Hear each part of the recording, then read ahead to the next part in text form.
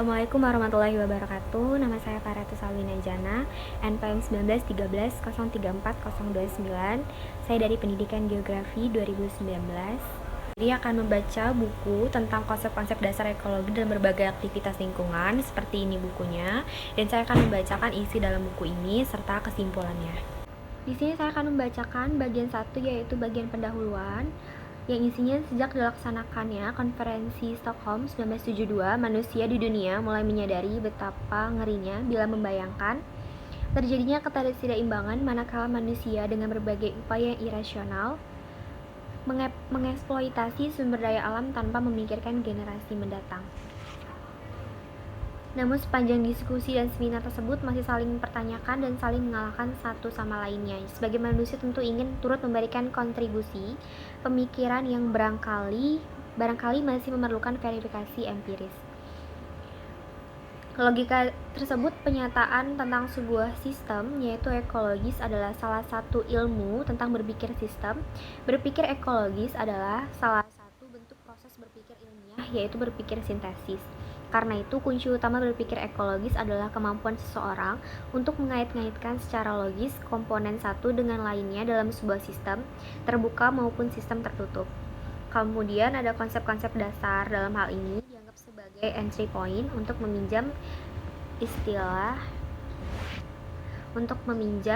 Ausable, yaitu Adventure Organizer. AO ini dapat digunakan sebagai cognitive bridge dalam memahami penyusunan atau pengembangan suatu kebijakan lingkungan berdasarkan ekologis atau ecological based environmental policy, yaitu kebijakan-kebijakan lingkungan tersebut tentu sejalan dengan prinsip sustainable development. Oleh karena itu, pada bagian awal buku ini berbicara tentang bagaimana konsep ekosistem terkait dengan konsep dan implementasi Sustainable Development atau SD. Hal yang sama juga saat dibahas mengenai peran ekologi dalam pendidikan lingkungan berdasarkan asumsi bahwa makin banyak seseorang itu tahu tentang konsep-konsep dasar ekologis, maka makin positif sikapnya terhadap lingkungan, dan ini akan mengarah pada makin positif perilakunya dalam berinteraksi dengan lingkungannya itu. Nah, karena itu, buku yang diberi judul Konsep-konsep Dasar Ekologi dalam Berbagai Aktivitas Lingkungan ini dapat memperkuat argumen-argumen dalam merumuskan setiap kebijakan lingkungan atau dalam aktivitas mengajar. Nah, kemungkinan kebijakan akan tidak salah arah karena dengan membaca buku ini dapat menghapus berbagai kebijakan lingkungan yang mungkin hanya berdasarkan pada halusinasi semata. Masuk ke bagian 2, yaitu konsep-konsep ekologi dalam Sustainable Development. Jadi yang pertama ada pembangunan berwawasan lingkungan, Sustainable Development. Jadi pembangunan berwawasan lingkungan ini dilatar belakangi oleh meningkatnya kesadaran penduduk bumi untuk segera merangsang suatu strategi pembangunan yang selama ini diduga sebagai penyebab rusaknya lingkungan dan borosnya sumber daya alam. Jadi oleh karena itu, setiap negara di dunia diharapkan segera mengubah kebijakan nasional pembangunannya, baik negara maju maupun negara-negara yang berkembang. Kebijakan tersebut bukan saja terfokus pada pencapaian target pembangunan secara kuantitatif, tetapi juga harus memenuhi aspek kualitas pertumbuhannya. Nah, dalam konsep Sustainable Development ini, pemenuhan kebutuhan dasar manusia yang utama, lapangan kerja yang semakin tahun semakin membengkak, khususnya di negara-negara sedang berkembang dalam pembangunan berwawasan lingkungan, akan berusaha diturunkan menjadi 60 juta per tahun dan sekitar 19 juta per tahun. Kemudian kutub ekologi sebagai kutub pembangunan biologi, pembangunan masyarakat manusia mengalami hambatan-hambatan dan kebutuhan atau dimensi ekologi. Dalam hal ini, peran pendidikan lingkungan hidup sangat penting dan dimensi kemanusiaan atau alam tidak dapat dipisahkan dalam perencanaan pembangunan berwawasan lingkungan. Namun dalam kehidupan masyarakat sangat ditentukan oleh sifat atau karakteristik individu yang berada pada sistem sosial. Karakteristik tersebut dapat dipelajari melalui personalitas secara psikologis. Kemudian, pendidikan lingkungan dapat berperan dalam membentuk manusia memiliki pola berpikir sustainable ethics secara dini. Jadi sehingga tujuan untuk menjadikan warga negara yang bertanggung jawab terhadap lingkungan atau responsible environment behavior, meminjam istilah Hungerford dan Folk 1990 dan Blaikies 1993, akan dapat lebih mudah tercapai. Untuk itu diperlukan seperangkat atau a set of konsep-konsep ekosistem yang dijadikan dasar pengetahuan yang kuat agar tahan terhadap ancaman, yaitu biological imperialism ekosistem, sehingga sikap frontier mentality dapat dihindarkan. Lalu untuk bagian kedua ini yang kedua juga ada konsep ekosistem. Dewasa ini, ide tentang ekosistem merupakan inti dari ekologi. Istilah ekosistem sudah digunakan secara luas, namun masih sedikit dipahami. Ekosistem didefinisikan sebagai suatu pemenuhan diri sendiri atau self-contained, secara bagian atau secara lengkap dari massa organisme sebagai suatu bentuk keberadaan organisme dalam suatu area dengan lingkungan fisiknya.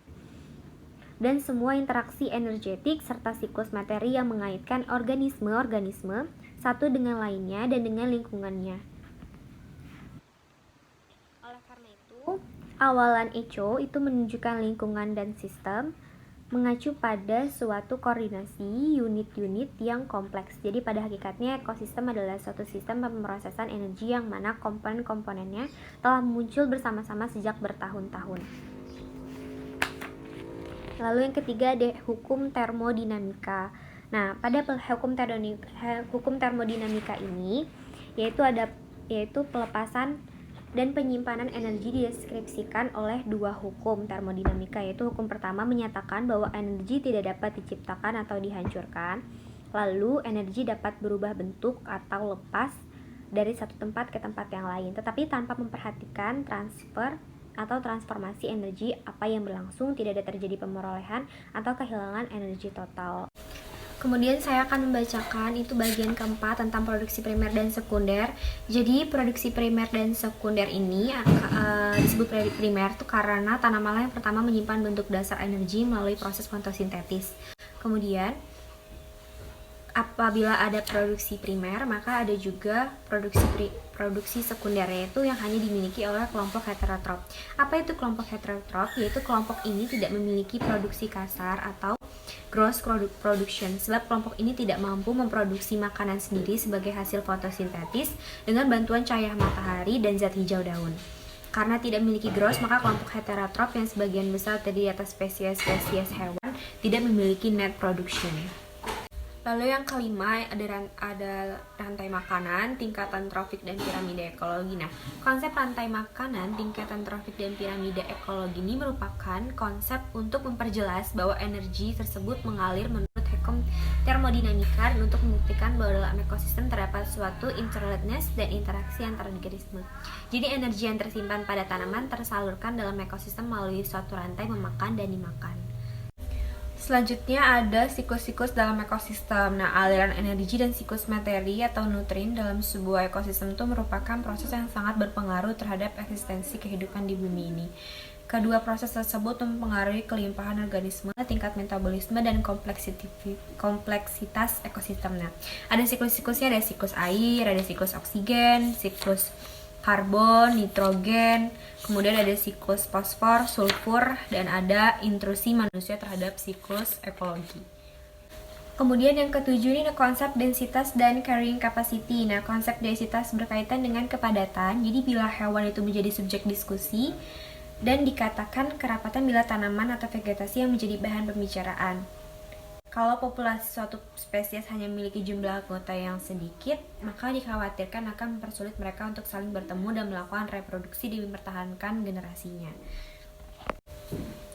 Lalu yang ke-8 ini ada diversitas spesies. Jadi konsep diversitas ini menjadi isu penting dalam pertemuan bumi yang telah diselenggarakan oleh di Rio de Janeiro, Brazil, Juni tahun 1992 yang lalu. Khususnya biodiversitas adalah keanekaragaman hayati.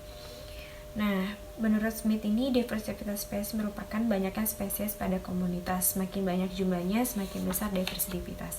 Kemudian yang ke-9 ini ada konsep suksesi, yaitu pada Odum dia lebih suka memberi istilah perkembangan ekosistem terhadap istilah suksesi, dalam hal mana Smith menyatakan bahwa suksesi adalah pergantian atau replacement sebuah komunitas oleh komunitas lain sepanjang waktu tertentu. Jadi definisi yang lebih formal adalah perubahan-perubahan sekuensional dalam kelimpahan relatif.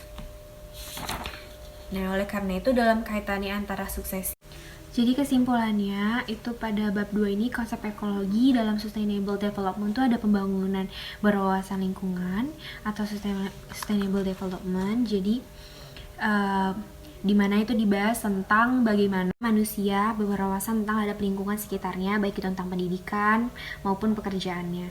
Lalu ada konsep-konsep ekosistem, ada ekosistem biotik dan abiotik, lalu ada hukum termodinamika yaitu energi panjang gelombang radiasi, ada itu membahas tentang itu. Lalu ada produksi primer sekunder, dia perbandingan antara produktivitas ekosistem di dunia itu.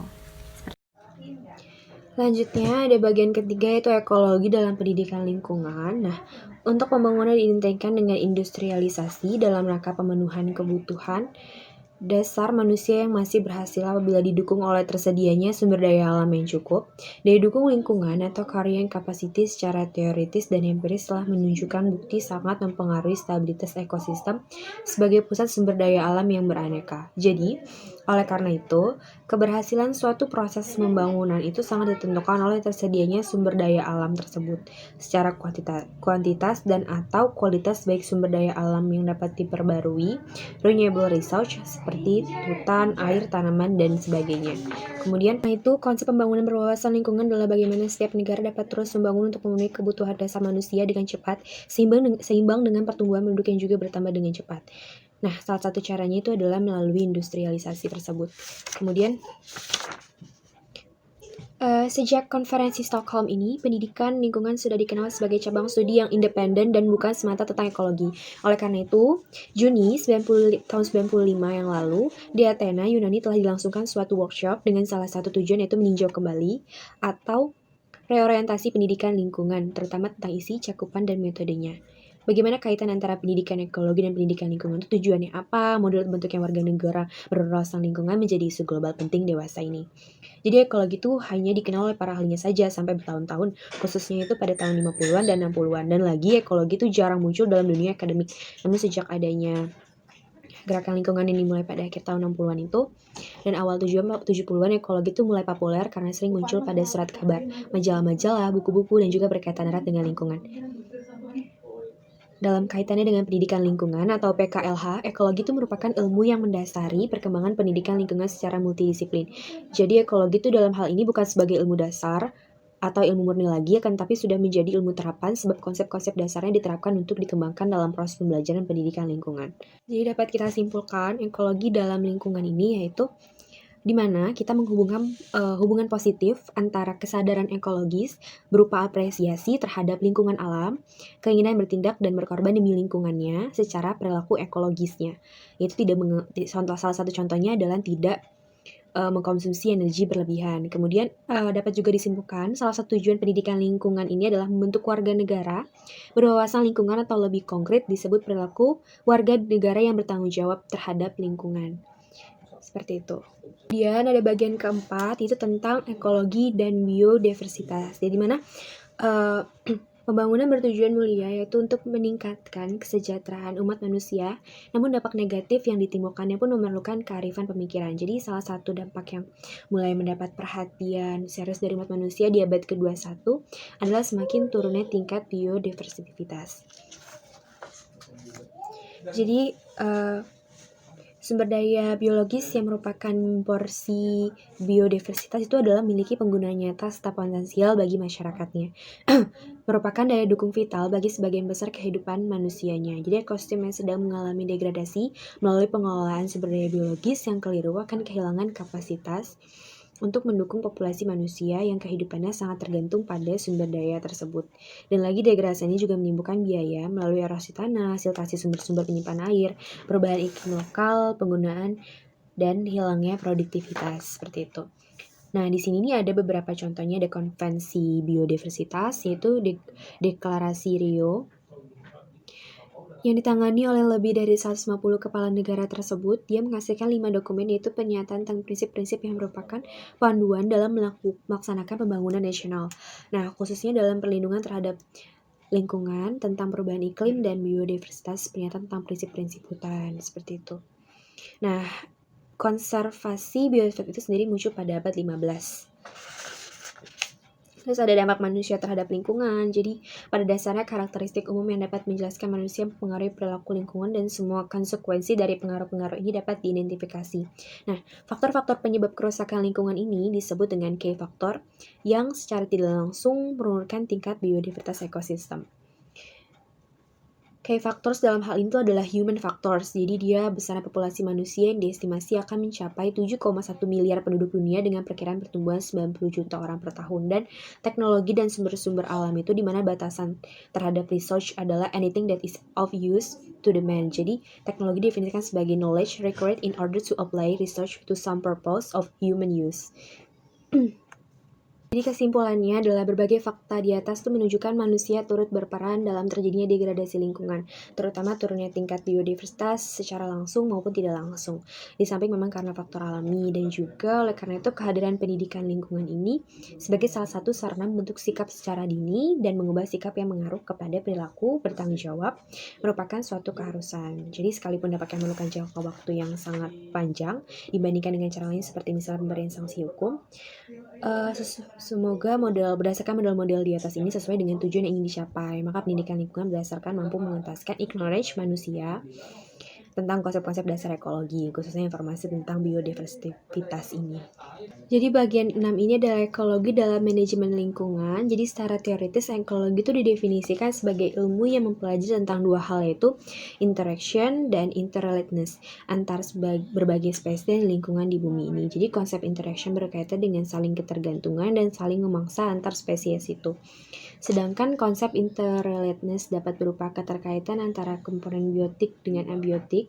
Keduanya membentuk apa yang disebut ekosistem yang secara faktual ekosistem ini mencerminkan konsep lingkungan.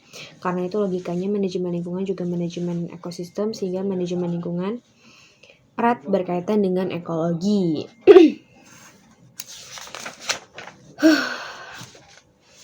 Karena itu, tujuan umum manajemen lingkungan adalah meminimalkan dampak lingkungan dalam rangka meningkatkan kualitas hidup manusia bagi kehidupan manusia di masa depan melalui pembangunan berkelanjutan atau sustainable development. Manajemen lingkungan itu juga menuntut untuk dapat mengelola proses pembangunan dalam menentukan peluang yang bermanfaat, mencoba menghindari hazard, masalah-masalah mitigasi, dan menyiapkan kemampuan masyarakat untuk meningkatkan adaptabilitasnya, seperti itu. Karena itu, apabila manajemen lingkungan ingin mengembangkan strategi dan peluang eksploitasi secara efektif, maka harus melakukan hal yang lebih daripada hanya mengaplikasikan ilmu, sehingga manajemen lingkungan juga dapat diartikan sebagai seni yang memerlukan pemahaman tentang interaksi antar manusia dengan lingkungan, keterampilan manajemen yang cukup, diplomasi, dan kemampuan persuasi. Seperti itu. Lalu, menurut mereka juga pengembangan model ekologi ini merupakan alat yang sangat berguna karena dapat sebagai instrumen dalam survei terhadap sistem yang kompleks, dapat digunakan untuk menyatakan sifat-sifat tersebut, dapat menggambarkan kelemahan pengetahuan kita sehingga dapat digunakan untuk menyusun prioritas penelitian, dan model juga berguna untuk menguji hipotesis ilmiah. Jadi kesimpulannya, bila manajemen lingkungan itu ingin mengembangkan strategi dan peluang eksploitasi secara efektif, maka harus melakukan hal yang lebih daripada hanya mengaplikasikan ilmu itu sendiri, sehingga dapat diartikan dia memerlukan pemahaman tentang interaksi antar manusia dengan lingkungannya serta keterampilannya. Kemudian yang terakhir itu ada bagian ke-7, ekologi dalam penelitian lingkungan. Jadi dalam Tridharma perguruan tinggi yang meliputi pendidikan, penelitian, pengabdian pada masyarakat. Nah, perguruan tinggi yang hidup dan berkembang di tengah-tengah masyarakat yang punya salah satu tujuan untuk membentuk manusia seutuhnya dan mengembangkan masyarakat yang adil dan makmur berlandaskan Pancasila.